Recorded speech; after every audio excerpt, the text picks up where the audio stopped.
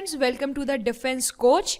अगर आप upcoming CDS exam देने वाले हैं तो ये वीडियो आपके लिए बहुत ही इंपॉर्टेंट होने वाला है, क्योंकि हम डिस्कस करने वाले हैं इंडियन पॉलिटी के बहुत ही इंपॉर्टेंट एमसीक्यूज़ जो कि कई बार सीडीएस एग्ज़ाम में पूछे भी जा चुके हैं और इनकी आगे भी रिपीट होने की पूरी प्रोबेबिलिटी है।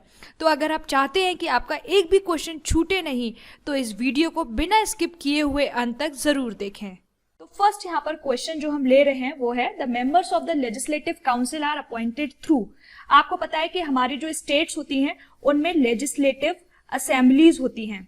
ओके, इसके साथ में आर्टिकल जो 169 है वो पावर देता है कि आप जो है लेजिस्लेटिव काउंसिल्स को बना भी सकते हैं और अबॉलिश भी कर सकते हैं। तो आपके अभी इस वक्त 6 जो स्टेट्स हैं उनके पास लेजिस्लेटिव काउंसिल्स हैं।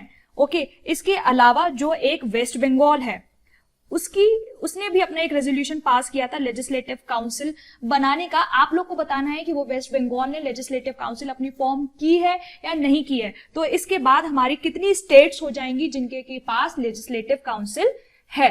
ओके, तो यहाँ पर हमारा क्वेश्चन कह रहा है कि उनके जो मेंबर्स होते हैं वो कैसे सिलेक्ट होते हैं।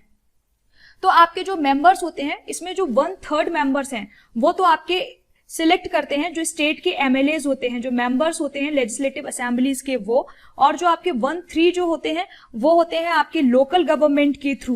ओके, और उसके बाद जो होते हैं 1/12 वो आपके टीचर्स और 1/12 जो होते हैं वो आपके ग्रेजुएट्स आपके इलेक्ट करते हैं। तो जो एमएलए और लोकल बॉडीज जो आपकी इलेक्ट करते हैं वो तो आपके हो गए इनडायरेक्ट इलेक्शंस, और जो आपके टीचर्स ग्रेजुएट्स वगैरह करते हैं वो आपके हो गए डायरेक्ट इलेक्शंस, और नॉमिनेशन भी होता है। जो बचा हुआ पार्ट है वो कौन अपॉइंट करता है? गवर्नर अपॉइंट करता है थ्रू नॉमिनेशंस। तो इसलिए आपका इसका करेक्ट ऑप्शन क्या हो गया? First, second and third. तो इसमें डायरेक्ट इलेक्शंस भी होते हैं, इनडायरेक्ट इलेक्शंस भी होते हैं और नॉमिनेशंस भी होते हैं। The chief minister of a state is elected by the legislative assembly. तो चीफ मिनिस्टर कैसे सिलेक्ट होता है? तो स्टेट जो कि आपका पार्ट 6 में आता है उसका आर्टिकल कौन सा? 163 क्या कहता है कि एक काउंसिल ऑफ मिनिस्टर होगा जिसका कि हेड कौन होगा? सीएम होगा, जो कि किसको हेल्प करेगा? उसकी फंक्शनिंग में गवर्नर को करेगा। ओके, तो इसके लिए हमारा जो वो चीफ मिनिस्टर है वो इलेक्ट होता है by the legislative assembly? No, क्योंकि हमारे जो मिनिस्टर्स होते हैं वही अपने आपस में चूज करते हैं कि हमारा कौन होगा चीफ मिनिस्टर, हमारा स्टेट का कौन बनेगा। तो वो इलेक्टेड नहीं होता। ठीक है, लेजिस्लेटिव असेंबली उसको इलेक्ट नहीं करती। वैसे तो वो इलेक्टेड होता है बट लेजिस्लेटिव असेंबली द्वारा इलेक्टेड नहीं होता।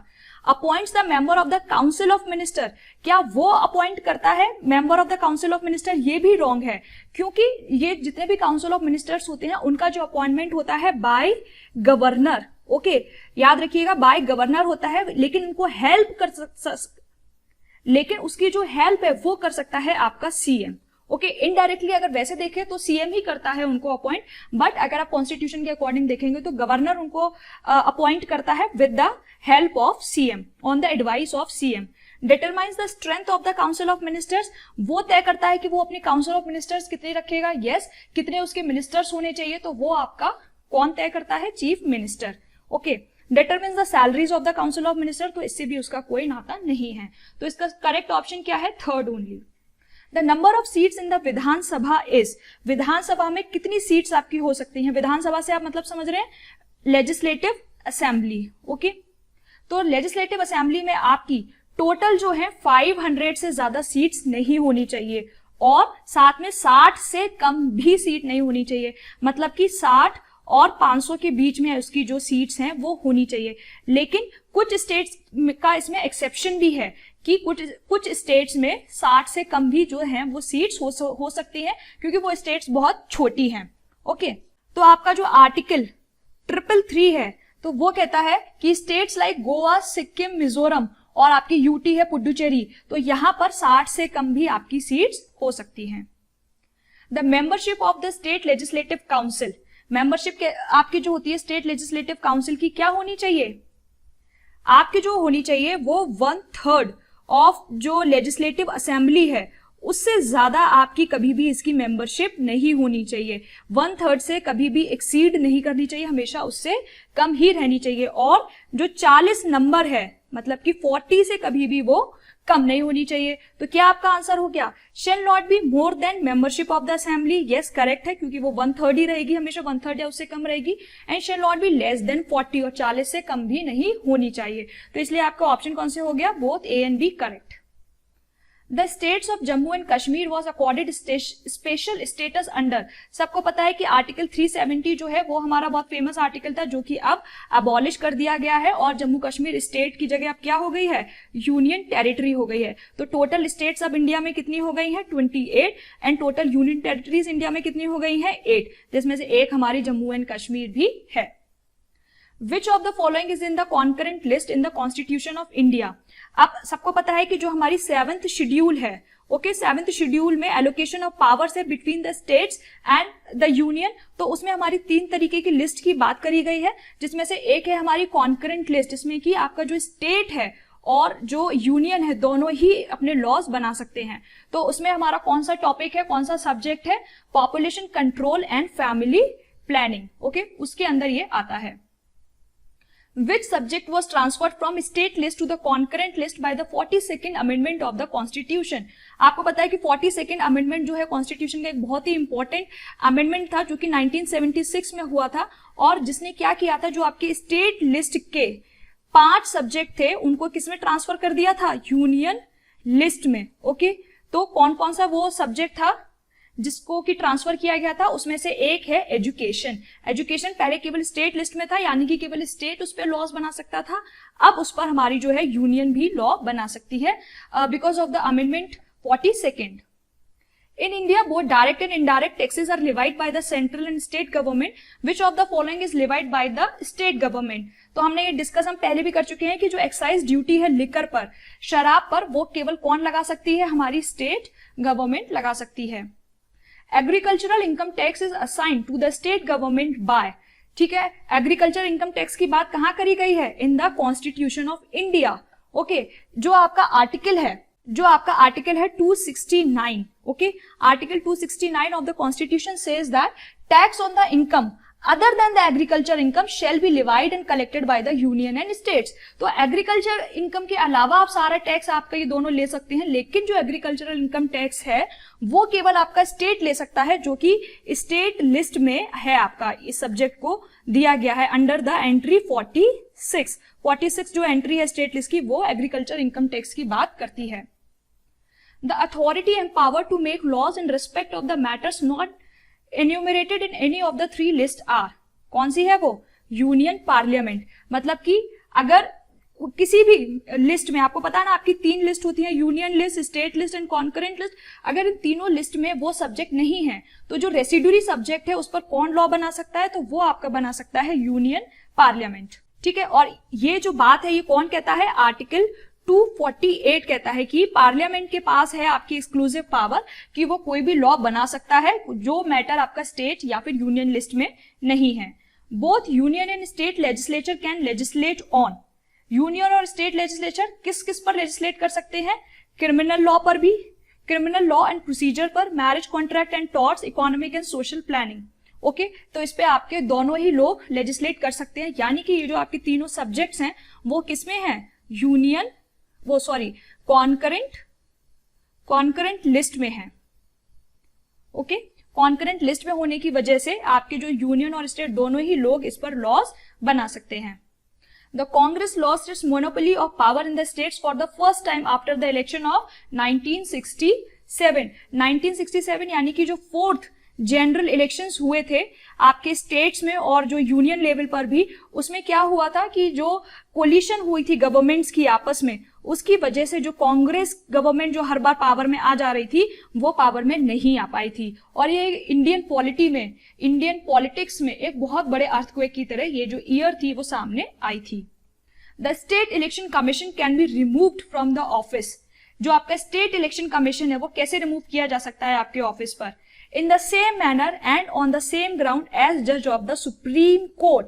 अब यहां पर आपको एक बात ध्यान देने वाली है कि अगर आप अपने कॉन्स्टिट्यूशन की बात करेंगे, ओके, तो उसमें आपका कहा गया है कि जो स्टेट इलेक्शन कमिश्नर है ओके, वो आपका रिमूव किया जा सकता है on the same manner and on the same ground as a जज ऑफ द हाई कोर्ट।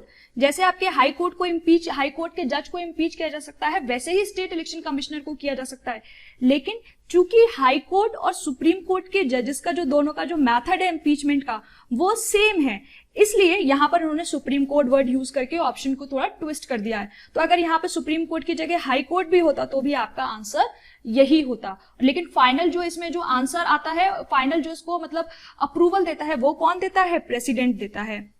तो इसीलिए लिखा हुआ है कि सेम मैनर, चाहे सुप्रीम कोर्ट हो या हाई कोर्ट के जज का जैसे रिमूवल होता है, सेम वैसे ही स्टेट इलेक्शन कमिश्नर का भी होता है। Electioneering has to stop in constituency. Electioneering मतलब कि जो आप कैंपेनिंग होता है, जो लोग अपना प्रमोट करते हैं, एडवर्टीजमेंट अपने देते हैं अपनी पार्टी के लिए, तो वो आपका कितने टाइम पहले रुक जाना चाहिए, उस पर्टिकुलर टाइम्स के बाद आप अपना जो है वो प्रमोशन, अपना जो कैंपेनिंग नहीं कर सकते हैं, and that is 48 hours before the closing hour of the polling. Polling शुरू होने से 48 घंटे पहले तक आपको सब कुछ रोक देना है।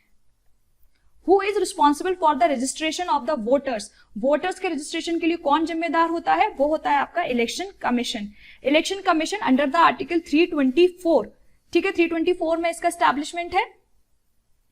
तो इलेक्शन कमिश्नर जो होता है वो प्रेसिडेंट से लेकर जो आपके एमएलएज होते हैं, मतलब कि जो स्टेट असेंबलीज होती हैं, वहां तक के जो इलेक्शंस होते हैं उनके लिए रिस्पॉन्सिबल होता है। तो फिर जो आपके वोटर लिस्ट बनती है, कितने वोटर्स को उसमें अमेंड करना है, किनको हटाना है, किनको जोड़ना है, ये सारी जो रिस्पॉन्सिबिलिटी है वो किसके पास होती है? इलेक्शन कमीशन के पास।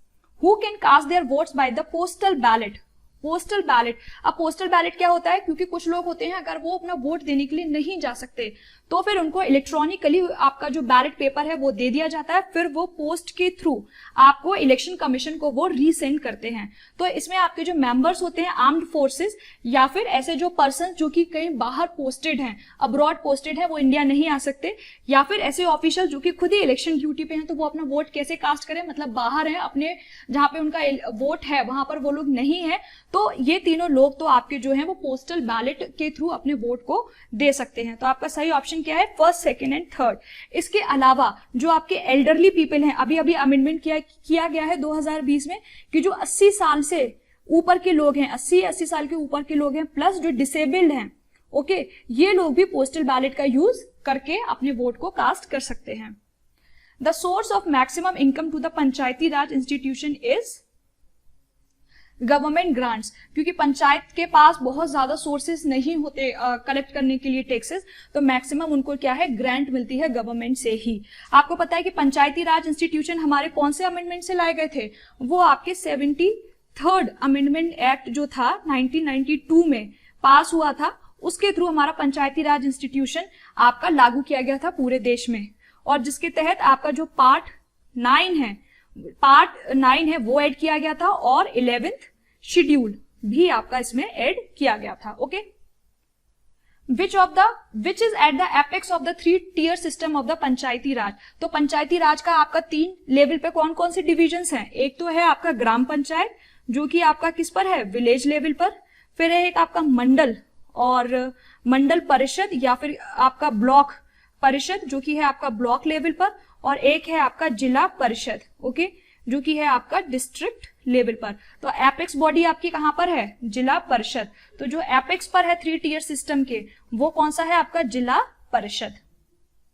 पंचायती raj has received constitutional status with the amendment act. अभी हम डिस्कस कर चुके हैं कि 73rd अमेंडमेंट एक्ट के थ्रू हमारा पंचायती राज इंस्टीट्यूशन को ऐड किया गया था, और इसको लागू किया गया था पूरे देश में अप्रैल 24 को 1993 में। तो इसलिए जो आपका 24 अप्रैल है, इसको हम पंचायती राज दिवस के रूप में भी मनाते हैं, इसको हम इस रूप में भी सेलिब्रेट करते हैं। Okay, the list of the items which may be entrusted to the panchayat is given in the.